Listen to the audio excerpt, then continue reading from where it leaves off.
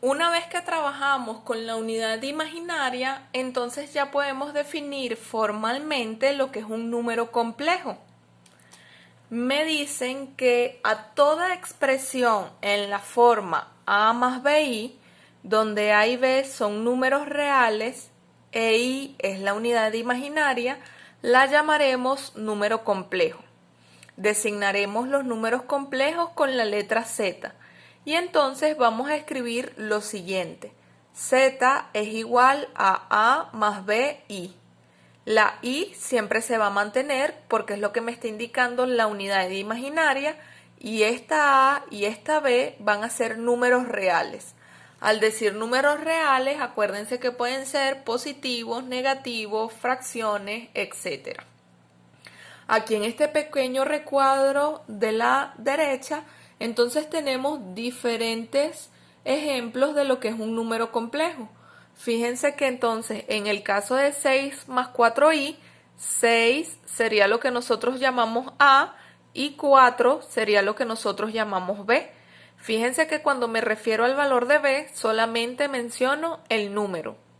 En el caso de 4 menos i, nuestra A sería 4 y B sería menos 1. Acuérdense que cuando no vemos un número como coeficiente se sobreentiende que hay un 1. Y así podemos entonces decir también de los demás. Fíjense entonces que como veíamos en el video anterior, tiene que tener un número complejo dos partes, ¿sí? Por eso no lo podemos sumar.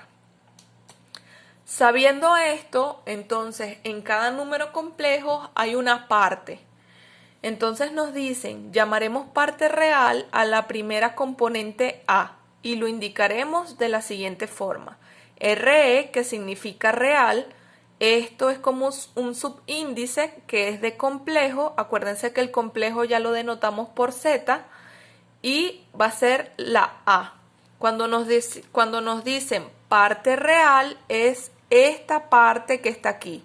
Es decir, lo que no tenga la i en nuestros ejercicios. Aquí tenemos, por ejemplo, en estos dos números complejos, 2 sería nuestra parte real porque es lo que no tiene i. Y en este caso de menos 7i, lo podemos escribir así, 0 menos 7i, 0 sería nuestra parte real.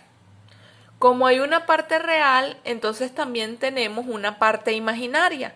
La parte imaginaria va a ser la segunda componente, que es b. Lo vamos a indicar de la siguiente forma. Im, que es de imaginaria, esta z, que sería del complejo, y esta b, que es lo que me están diciendo que es la parte imaginaria. Entonces, en nuestro ejemplo, la parte imaginaria en este caso va a ser el 3 solamente, ¿sí? Y en este caso este ejercicio, la parte imaginaria va a ser menos 7 solamente. Para denotar o para llamar la parte imaginaria, no vamos a tener en cuenta la i, porque la i se llama unidad imaginaria. Entonces ya tenemos tres nombres que aprendernos. Parte real, parte imaginaria y unidad imaginaria. Son tres cosas distintas. Dependiendo de la clasificación o de los ejemplos que tengamos del resultado como nos dé, vamos a cada uno de esos números complejos recibe un nombre en específico, ¿ok? Como lo veíamos por ejemplo de los polinomios. Hay polinomios específicos que reciben un nombre, igual pasa con los números complejos. Cuando la parte real no existe o no está o es igual a 0, se dice que ese número complejo es un imaginario puro.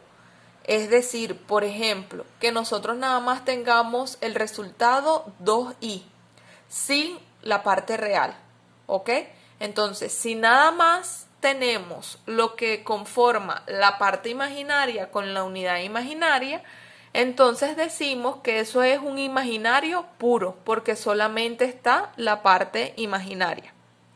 Si por el contrario decimos o nos topamos con que b es igual a 0, entonces ese complejo se convierte en un número real. Un número real sería 3, 5, menos 2, menos 2 tercios. Entonces podemos decir que los números reales son complejos, cuyas partes imaginarias son igual a 0.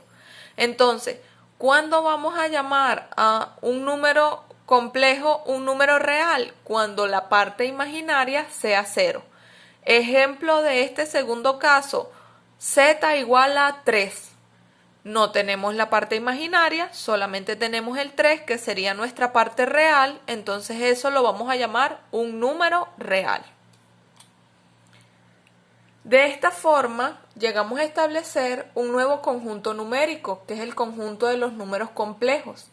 Este conjunto lo vamos a designar con la letra C mayúscula. Igual que los reales los designamos con la letra R mayúscula, que los racionales los designamos con la letra Q mayúscula, los complejos los vamos a designar con la letra C mayúscula. Y entonces tenemos el siguiente cuadro que nos clasifica todos los conjuntos de números que hemos visto hasta los momentos. Aquí tenemos lo que son números complejos. En el siguiente material, en el siguiente video, vamos a ver cómo podemos operar con estos números complejos, porque si son números, con ellos podemos sumar, restar, multiplicar y dividir. Entonces, en el siguiente video vamos a ver operaciones con números complejos.